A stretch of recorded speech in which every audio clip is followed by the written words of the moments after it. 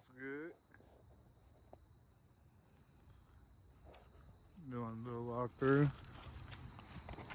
See, it's coming in down here. But yeah, made a deal on getting some bush hogging done. I'm gonna try to get out as much stuff as I can in the next day or two. Probably should have started today, like right then, but I'll come over tomorrow. I got out through the weekend, try to get up as much, stuff that would inhibit bush hogging as possible out the way. Which I don't know how much bush hogging you gonna really do back here, but up front.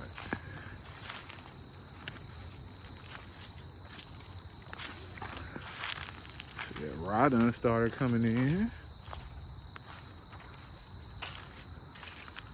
It'll probably really jump off tomorrow because it just rained last night.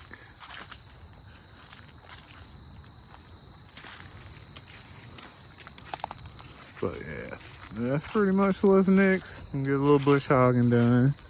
And hopefully, yeah, wherever there's a bare spot, I'm try to fill in with some more seed.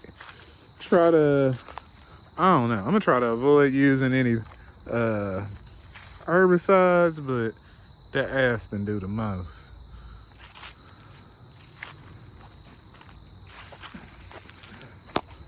Yeah, you can see even like 3 burn piles where like the rock coming back.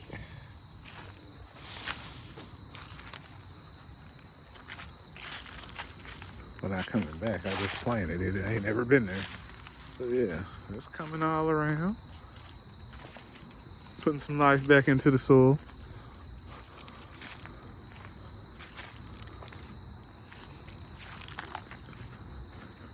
Yeah, I'm not gonna say we gonna be grazing year one. I can't say that.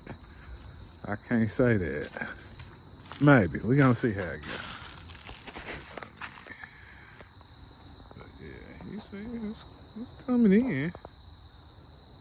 It's coming in. But yeah, definitely. Probably even let a weed eater get some of that out.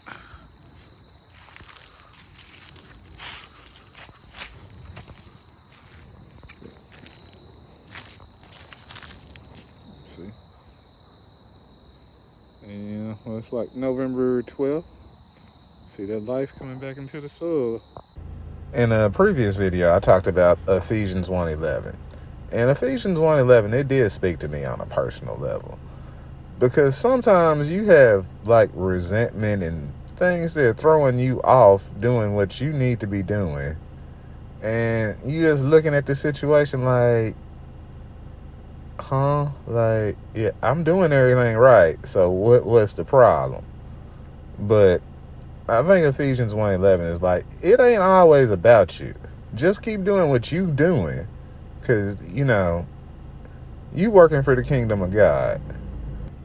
I was scrolling through YouTube and I saw a sermon by T.D. Jakes. And I don't normally listen to T.D. Jakes, but the title kind of grabbed me. It said, Bill for Expansion. And I was listening, and he made some good points. Some of them was like kind of like my thought process on things.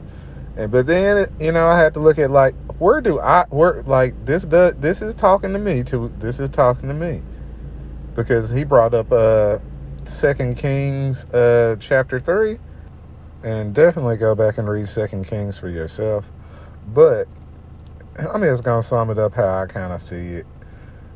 So the king of Israel, he wasn't receiving his goats and sheep or whatever, and he wanted to go to war with the king of Moab. So first he went and hollered at the king of Judah, because Judah and Israel pretty much like they two kingdoms, just the part of the same thing. It's the same thing but different. That's how it's the same thing but different. Like they the same, they a different group of people part of the same thing. I don't know. That's how I'm just gonna break that down for you. Read it for yourself. Anywho, so they go and holler at the next king in Edom, because they got to go all through his country to go and start some mess over there in Moab. So, yeah, they go over there. And, yeah, but see, they had a plan, but the plan, they ain't think the plan all the way through. They ain't think the plan all the way, you know how it be. You be all hyped up and you do some stuff, and then you get in the middle of it and be like, damn. So, the king of Israel, like, I about to cuss. The king of Israel, like, we about to die.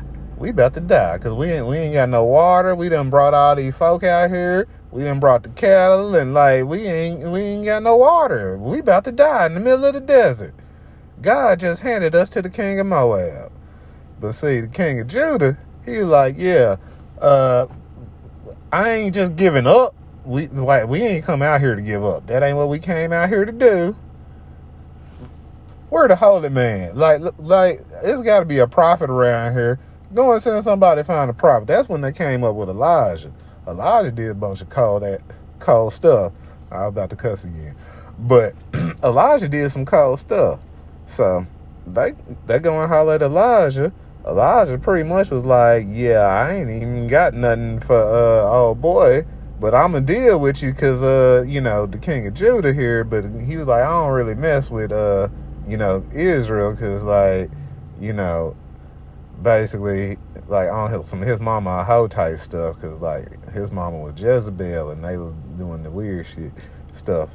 So, yeah. So he was like, I don't really too much mess with you. Like, I see where you're trying to do a little bit better, but y'all folk ain't right. Anywho, so, like, king of Judah, like, he was like, since you ride with him, though, I'm with you. So here's the deal. He's like, I'm going to speak to the Lord, and the Lord going to tell me what to do and how to work out y'all problem. I was like, okay. So he was like, the Lord told me you need to go out in the desert and dig a ditch.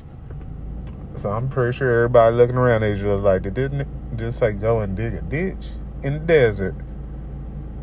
And he said, yeah, it ain't going to be no wind, it ain't going to be no rain, nothing until you get done digging the ditch. But when you dig the ditch, it's going to fill up with water.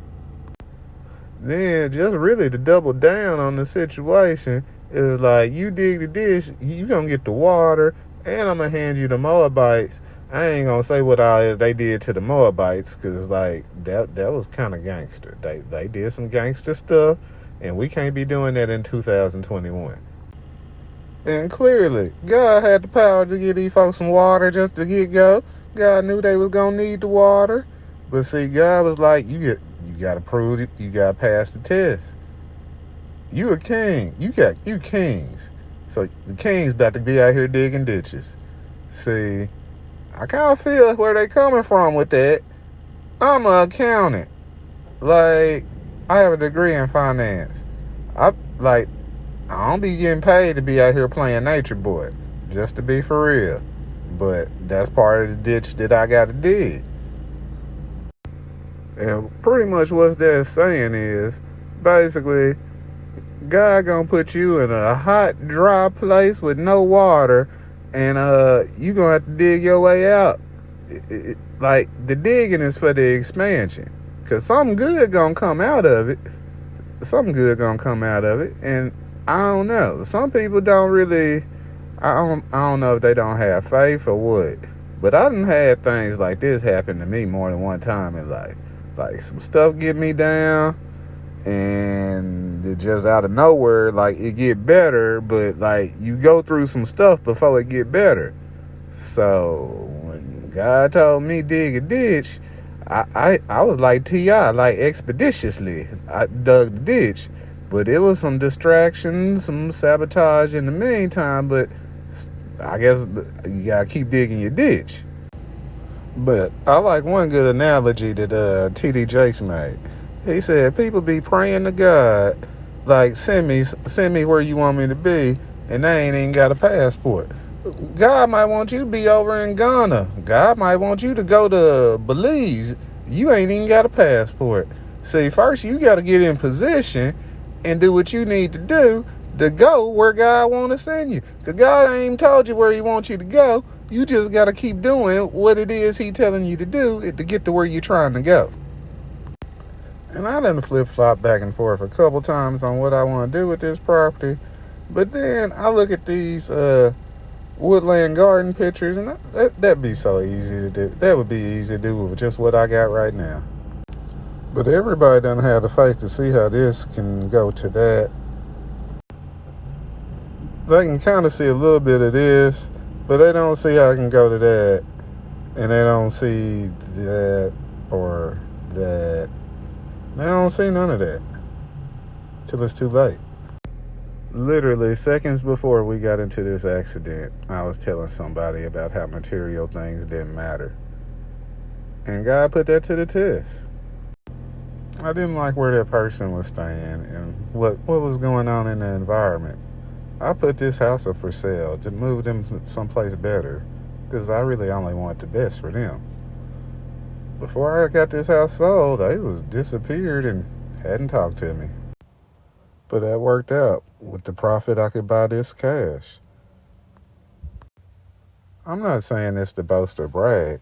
I'm just saying sometimes people don't have faith or don't see your vision. Sometimes they see your vision and just don't want to be a part of it.